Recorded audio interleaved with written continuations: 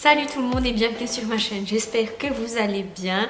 On se retrouve comme d'hab pour une autre vidéo et aujourd'hui je fais plaisir aux gens qui aiment mes vidéos développement personnel et je vous propose une autre vidéo développement personnel qui porte sur le thème de trouver sa passion. Ce que je traite dans la vidéo d'aujourd'hui, c'est les mythes qui sont liés aux impressions qu'on a quand on trouve sa passion. Des fois on se fait un film sur ce que c'est vraiment trouver sa passion, sur les effets et les changements que ça peut apporter sur notre vie et ça peut nous arriver d'être déçus ou d'être on va dire désillusionnés quand on trouve notre passion et qu'on réalise c'est pas cet effet là que je m'attendais finalement, qu'on s'attendait tellement à ressentir un certain truc que quand on trouve notre passion on passe à côté parce qu'on ne sait pas que c'est comme ça qu'on est censé être quand on vit sa passion. Le mythe numéro 1, c'est que tu ressens comme un genre de révélation et que soudain, tu as l'impression que ta vie qui n'avait pas de sens retrouve un sens. Alors est-ce que c'est vrai? Est-ce que c'est faux? C'est en partie vrai parce que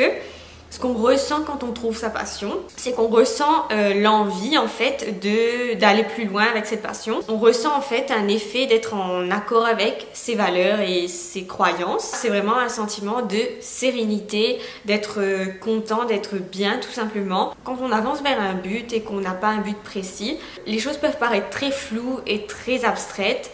Et c'est le contraire en fait qui se passe quand on trouve sa passion, c'est que tout a l'air plus clair. Et même si on ne sait pas exactement quoi faire, vous allez voir votre avenir de manière plus claire et vous allez voir en tout cas dans l'immédiat ce qui vous inspire et ce qui ne vous inspire pas, est-ce que vous allez faire, est-ce que vous n'allez pas faire. Le mythe numéro 2 en fait c'est que quand on trouve sa passion, on doit suivre sa passion ou on doit créer une entreprise de sa passion. C'est pas exactement vrai.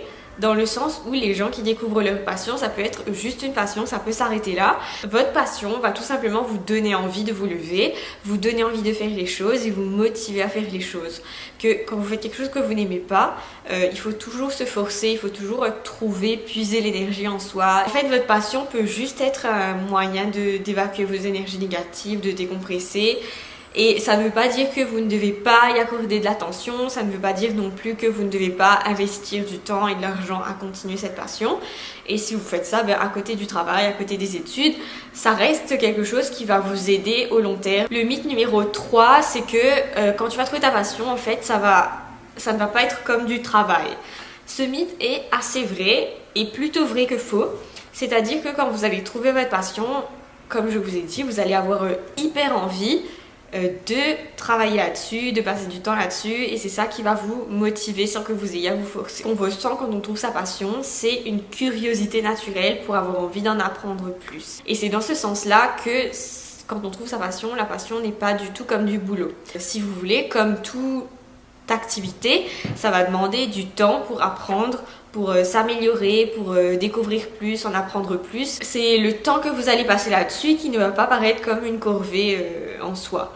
Mais toutes les passions impliquent, on va dire, un pourcentage de tâches qui sont agréables à faire et une partie de tâches qui sont désagréables à faire. Et il y a beaucoup de gens en fait qui lancent leur entreprise basée sur leur passion et après ils découvrent très vite en fait que quand ils ont lancé leur entreprise, ils ne se sentent pas aussi stimulés qu'ils pensaient l'être. Donc ils se disent je comprends pas, j'ai suivi ma passion et je ne me sens pas plus épanouie. Et la raison pour laquelle ça se passe, c'est parce que ils ont suivi leur passion, oui. Cette passion implique aussi des tâches qui sont ingrates, des tâches administratives, des tâches autres qui ne sont pas la passion elle-même et qui ne peuvent pas être dissociées de cette passion si vous voulez la poursuivre. Donc vous avez le droit de lancer une activité qui n'est pas du tout basée sur votre passion mais plutôt sur un centre d'intérêt. Vous avez le droit de ne pas exercer un boulot dans le domaine où vous êtes passionné. Donc vous l'utilisez pour payer les factures et après votre passion à côté vous aide à être plus épanoui. Quatrième mythe concernant la passion, c'est qu'il faut trouver sa passion le plus tôt possible. Oui, idéalement, les gens qui ont trouvé leur passion le plus tôt possible sont des gens qui vont commencer en fait à travailler là-dessus le plus tôt possible. Et c'est souvent le cas des gens qui ont des compétences, des talents spécifiques et qui en font un métier parce qu'on découvre leur talent vachement tôt et qui s'intéressent à ça et qui développent ce talent là et après ils vont en faire un métier et en vivre à plein temps. Donc ça c'est hyper cool et dans ce cas là c'est bien, mais la plupart des gens en fait ils ne découvrent pas leur passion avant très très longtemps. Des fois en allant justement trouver notre passion, on lutte beaucoup, on a beaucoup de difficultés ou on commence quelque chose et puis on s'arrête et puis on réalise que c'est pas ça qu'il nous fallait. Et en fait, quand vous trouvez votre passion, vous allez réaliser que tout ce que vous aviez fait avant n'était pas pour rien.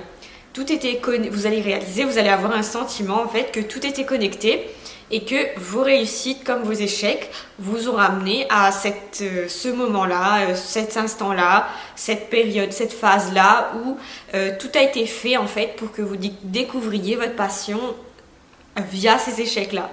Et c'est en ce sens-là que je trouve ça hyper bien parce qu'on réalise que les échecs ne sont pas que là pour nous décourager ou nous arrêter dans notre projet. Les échecs, ça sert aussi à quelque chose. C'est comme si on était dans un labyrinthe pour se trouver et qu'il y avait une voie qui était bouchée et qu'il fallait faire remarche arrière, mais que de manière ultime, en ayant testé plein de voies fausses, on réussisse finalement à trouver une bonne voie. Et c'est parce qu'on a testé les voies fausses qu'on a réussi à trouver cette bonne voie. Donc il faut aller à 100% dans sa passion, il faut aller à 100% dans son activité qu'on a envie de tester. Et après, c'est en fonction du ressenti qu'on se dit, ben là, tiens, j'ai pas envie d'aller là-dedans, ça ne m'inspire pas, je ne ressens pas les effets que je voulais. Donc je vais faire marche arrière et je vais tester quelque chose d'autre. Aussi, en fait, c'est justement dans ce processus de sélection-élimination qui fait que des fois on trouve sa passion quand on s'y attend le moins. C'est un peu comme l'amour presque. On s'y attend le moins parce que des fois en travaillant dur, en essayant de trouver la voie, on n'y arrive pas et puis il y a un jour où tout se débloque. Vous aurez devant les yeux quelque chose qui vous plaira et où vous direz tiens, j'avais pas vu ça comme ça et que d'un coup vous allez réaliser que c'est parce que vous avez pris un chemin précis que tout ce que vous aviez déjà fait en fait, tout se matérialise devant vous et vous avez toutes les évidences que c'est ce truc-là pour lequel vous êtes fait, c'est ce truc-là qui vous intéresse, c'est ce truc-là qui allume une petite flamme au fond de vous. C'était ma petite vidéo sur trouver sa passion, j'espère qu'elle vous aura inspiré. En tout cas, si vous êtes en train de trouver, de chercher ce pourquoi vous êtes vraiment passionné, je pense que cette vidéo peut vous aider à justement savoir en fait quoi chercher plutôt et aussi pour vous encourager à ne pas abandonner si vous n'êtes pas encore à ce stade là, si vous n'avez pas encore trouvé votre passion et si vous avez trouvé cette passion là, vous êtes quelqu'un de chanceux parce que après tout est plus fluide bien sûr et donc c'est ce que je vous souhaite en tout cas. Cette vidéo est finie, si vous n'êtes pas encore abonné à cette chaîne n'oubliez pas de vous abonner et aussi de vous abonner à ma liste de diffusion où je vous écris tous les dimanches pour vous donner d'autres types d'inspiration. Je vous retrouve très vite pour une autre vidéo. Je vous dis prenez soin de vous en attendant et profitez du beau temps.